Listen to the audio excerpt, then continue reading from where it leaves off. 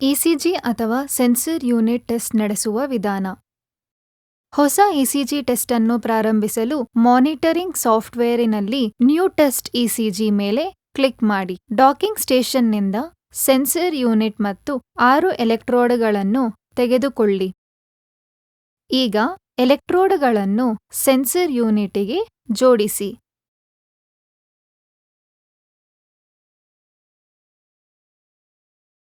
ಎಲೆಕ್ಟ್ರೋಡ್ಗಳ tag ಅನ್ನು ಎಳೆದು plastic ಅನ್ನು ತೆಗೆದುಹಾಕಿ.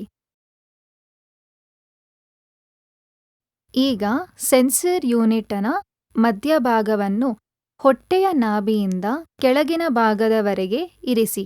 ಸೂಚಕ ಬಾಣವು ಪ್ಯೂಬಿಸ್ ಕಡೆಗೆ ತೋರಿಸಬೇಕು. ಎಲೆಕ್ಟ್ರೋಡ್ಗಳ ಮೂಲೆಯನ್ನು ಚರ್ಮದ ಮೇಲೆ ಇಟ್ಟು ಪ್ರೆಸ್ ಮಾಡಿ.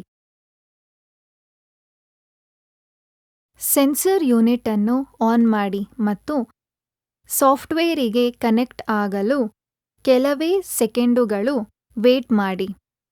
ಕ್ಲಿಕ್ಕರ್ ಅನ್ನು ಕನೆಕ್ಟ್ ಮಾಡಲು ಆನ್ ಮಾಡಿ ಮತ್ತು ಕೆಲವು ಬಾರಿ ಸಲ ಕ್ಲಿಕ್ ಮಾಡಿ.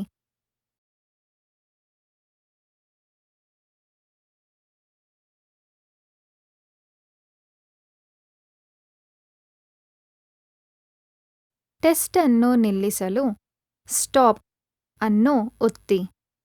ಎಸ್ ಬಟನ್ ಅನ್ನು ಕ್ಲಿಕ್ ಮಾಡಿದ ಮೇಲೆ ಪೇಷಂಟ್ ಐಡಿ ಮತ್ತೆ ಅವರ ಹೆಸರು, ವಯಸ್ಸು ಹಾಗೂ ಪೇಷಂಟ್ಗೆ ಸಂಬಂಧಪಟ್ಟ ಬೇರೆ ವಿಷಯಗಳನ್ನು ಎಂಟರ್ ಮಾಡಿ.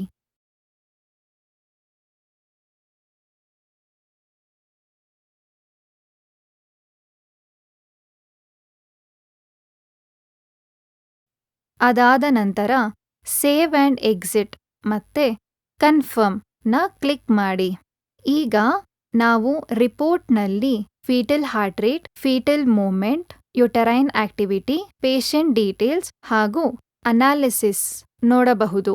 ಈ ಅನಾಲಿಸಿಸ್ ನೈಸ್ ಗೈಡ್ಲೈನ್ಸ್ ಮೇಲೆ ಆದರ್ಶವಾಗಿದೆ. ಈ ರಿಪೋರ್ಟ್ಗಳನ್ನು ವಾಟ್ಸಪ್ ಅಥವಾ ಇಮೇಲ್ ಮೂಲಕ ಕಳುಹಿಸಬಹುದು. ರಿಪೋರ್ಟ್ ಕೂಡ ಪ್ರಿಂಟ್ ಮಾಡಬಹುದು. ಟೆಸ್ಟ್ ಆದ ನಂತರ ಸೆನ್ಸರ್ ಯೂನಿಟ್ ಅನ್ನು ಆಫ್ ಮಾಡಿ ಮತ್ತು ಅದನ್ನು ಎಲೆಕ್ಟ್ರೋಡ್ಗಳಿಂದ ನಿಧಾನವಾಗಿ ತೆಗೆಯಿರಿ.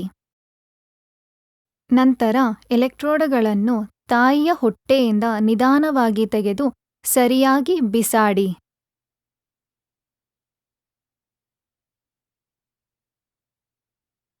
ಈ ಯಾವುದೇ ಸೇವೆ ಹಾಗೂ ಗ್ರಾಹಕ ಬೆಂಬಲಕ್ಕಾಗಿ info@inaxle.com ಹಾಗೂ 8050421876 ಅನ್ನು ಸಂಪರ್ಕಿಸಿ.